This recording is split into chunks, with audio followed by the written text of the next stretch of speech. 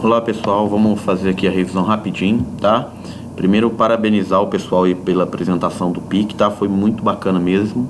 Devo estar postando a nota o quanto antes. Passando para a revisão aqui muito rápido. A primeira matéria lá sobre moedas, nós ficamos acordados, né, que não teríamos a revisão dela, porque o pessoal estava satisfeito com a revisão que foi feita em sala de aula. Pelo menos se comportaram dessa maneira, né? Então vamos passar aqui para a próxima, tá? A disciplina 6. Eu tô aqui falando de políticas macroeconômicas, tá? São as 4 principais. E todas elas, lembrem-se, todas elas podem ser para frear a economia, esfriar a economia ou para aquecer a economia, acelerar a economia, tá? Então vamos lá. A gente deixou claro em sala de aula que depressão e recessão são coisas diferentes. Depressão é uma doença crônica econômica muito séria, é um problema econômico muito sério, e recessão é vamos dizer assim, um resfriado leve econômico, tá? Partindo para as políticas públicas, nós temos as 4 políticas, né? Cambiais, fiscal, monetária e de renda, tá? Vamos falar da cambial primeiro. Cambial é tudo que está relacionado com a nossa moeda e moedas estrangeiras, né? Fluidez de moedas de outro país, inclusive, dentro do nosso território, tá? Ela é muito importante, principalmente com questões relacionadas a importação e exportação. Então, automaticamente, quando a sua moeda está valorizada ou desvalorizada, você tem uma interferência muito grande no nível de importação e exportação. Ou seja, se a sua moeda está decrescida ou desvalorizada, a moeda fica mais barata, né? Sua moeda fica mais barata, então vai aquecer as exportações e vai automaticamente diminuir o nível de importação. Por quê? Porque o seu dinheiro, estando mais barato que a moeda estrangeira, as coisas do estrangeiro, do país que você está analisando, ela passa a ficar mais cara, tá? Então você esfria a importação quando a sua moeda está desvalorizada ou decrescida. E o inverso acontece quando as taxas estão acrescidas, ou seja, a sua moeda está muito valorizada. Então as exportações elas tendem a diminuir, porque sua moeda está mais cara, e acontece uma queda no custo da importação, ou seja, fica mais barato importar. Então tende-se a ter um aumento na importação de bens do exterior, lógico, por isso que chama importação, tá? Uma das ferramentas, a principal ferramenta da política fiscal, política cambial, é a reserva de moeda estrangeira, tá? É como se fosse uma poupança que nós mantemos aqui para garantir um nível de segurança para os investidores e para a nossa moeda frente à moeda estrangeira. Passando para a política fiscal, está diretamente relacionada a impostos, o quanto o Estado cobra de imposto, e a gastos públicos, o quanto ele gasta com infraestrutura, com investimentos, tá? Não entendam como gastos governamentais, sim como gastos públicos. E vocês sabem a diferença, porque vocês já viram isso na prova anterior. Então vamos lá. Você tem políticas expansionistas fiscais, que de modo bem básico aumenta os gastos públicos, né, e diminui a carga tributária. E você tem as restritivas, né, que querem frear a economia, que diminui os gastos públicos e eleva a carga tributária, tá bom? Política de renda é aquela política diretamente relacionada a preços e ao nível de renda da população. Nós temos vários exemplos. A intenção básica das políticas de renda é diminuir a diferença social entre as classes, tá? Aqui são alguns exemplos de políticas de renda: Bolsa Família, ProUni, né? Salário mínimo. Isso são exemplos de políticas de renda, tá? Política monetária vai diretamente mexer com a taxa de juros e com a quantidade de moeda em circulação, beleza? Aumenta a taxa de juros, ou diminui a taxa de juros. Quando você aumenta a taxa de juros, você acelera a economia, porque o dinheiro vai ficar mais barato para a população, as coisas vão ficar mais baratas para a população. E quando você aumenta os juros, aumenta a taxa de juros, o dinheiro automaticamente fica mais caro, você freia a economia, ou seja, você desacelera o crescimento econômico, tá? E com relação à liquidez, a quantidade de moeda que está em circulação, né, e a liquidez do sistema econômico, você tem 3 ferramentas básicas que podem ser utilizadas: recolhimento compulsório, venda de títulos públicos e assistência financeira de liquidez. Recolhimento compulsório tem a ver com quanto dinheiro o Banco Central vai recolher dos bancos comerciais, a gente já deixou isso claro em sala de aula. Venda de título público, o Estado coloca à disposição a venda para a população os títulos dele, e assim tirando dinheiro de circulação, ou vende seus, ou recupera seus títulos colocando dinheiro de novo em circulação, tá? É uma maneira de acelerar ou frear o sistema econômico. E a assistência financeira de liquidez, que são os empréstimos que o Banco Central faz para os bancos comerciais. Então, quanto mais barata a taxa ele cobrar desses empréstimos e quanto maior o prazo, maior ou menor, né, se ele diminui ou aumenta, será a quantidade de dinheiro em circulação, tá? Isso foi inúmeras vezes explicado, eu tenho certeza que vocês não vão esquecer disso na hora da prova. Beleza? Agora vamos passar aqui para o próximo slide, que tem a ver com uma coisa muito simples e básica que vocês não podem esquecer, até porque não é a primeira vez que vocês estão ouvindo sobre isso, que são os agentes econômicos. Quem são os agentes econômicos? Quem que age no sistema econômico? Família, governo e empresa. Só esses 3? Não. É família, governo e empresa e o resto do mundo.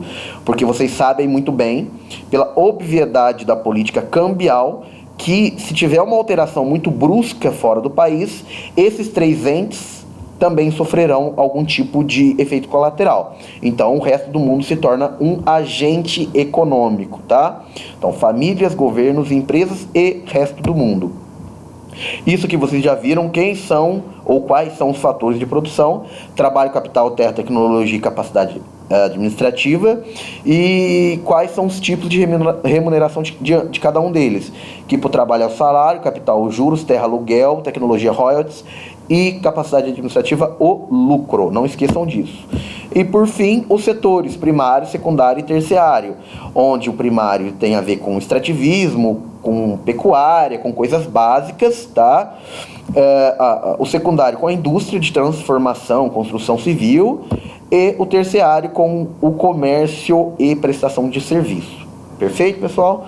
Isso aqui era só isso.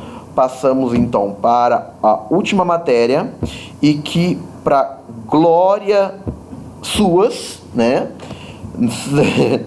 e o suas está errado, não falem isso. Não vai cair na prova, tá?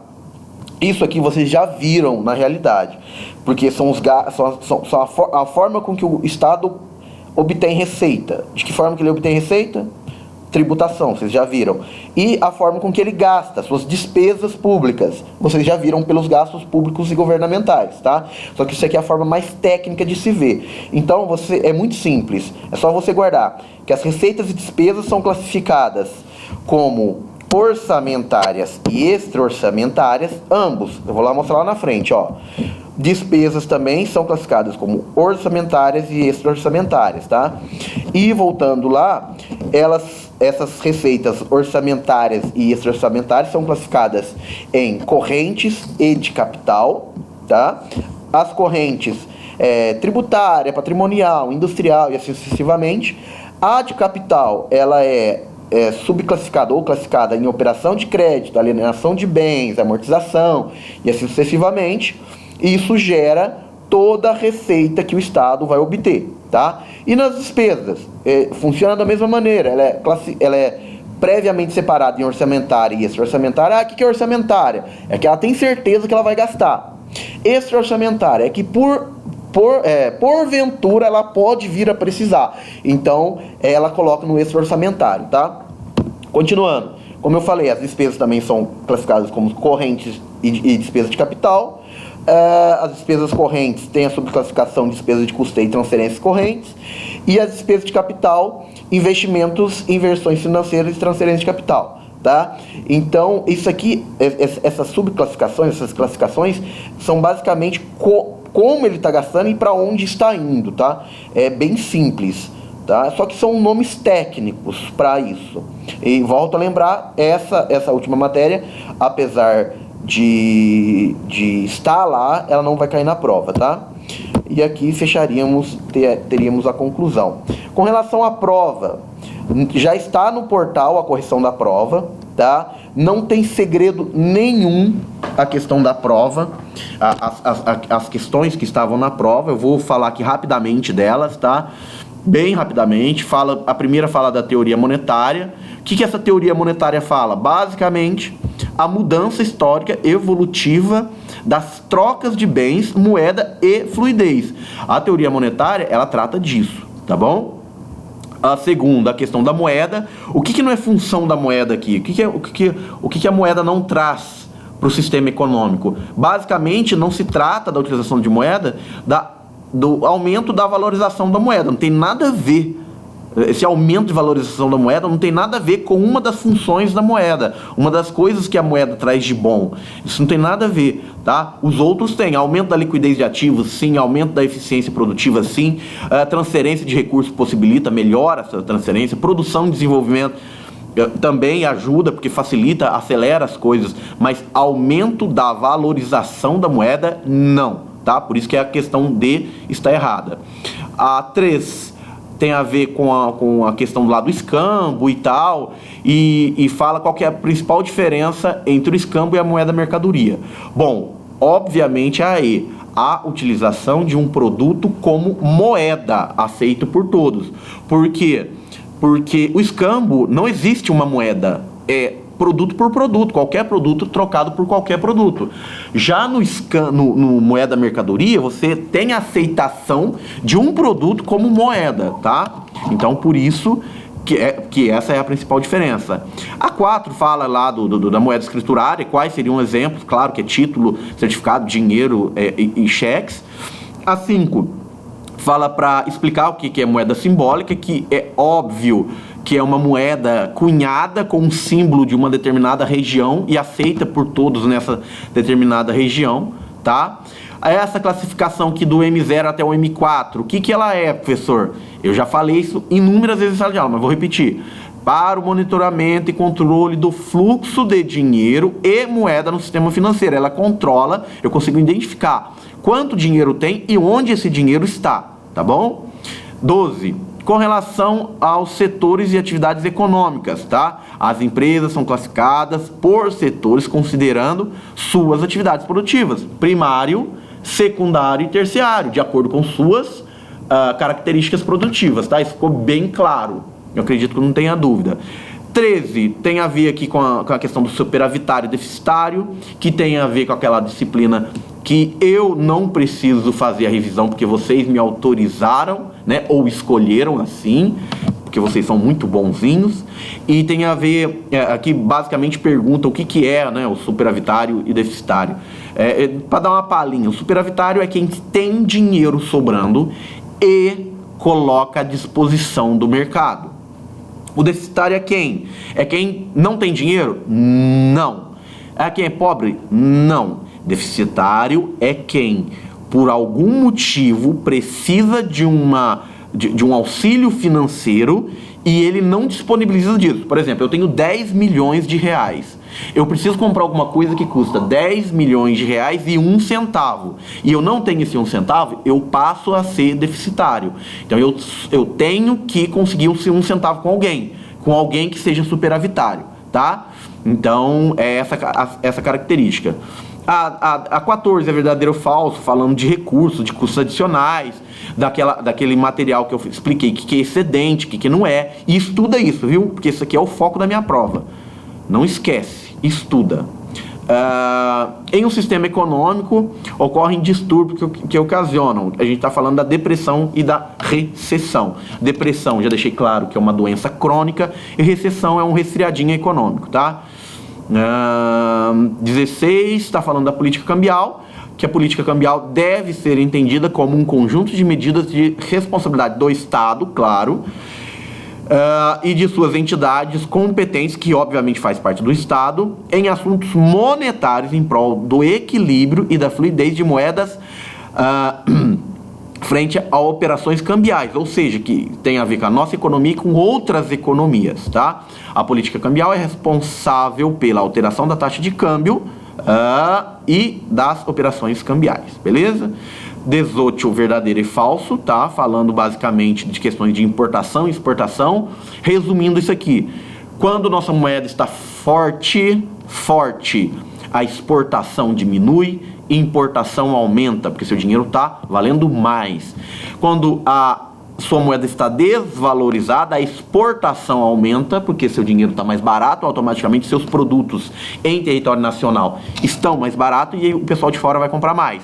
Mas as importações vão diminuir. Por quê? Porque o produto de fora ele está mais caro, porque a moeda de fora está mais cara que a nossa, tá? 19, com relação às políticas públicas e política fiscal. Entende-se a definição que política fiscal é a atuação do governo em arrecadação de impostos e seus gastos, tá? É o óbvio. 20ª, ele descreve um cenário, tá? Para aumentar o nível de atividade econômica utilizando a política fiscal. O que eu devo fazer?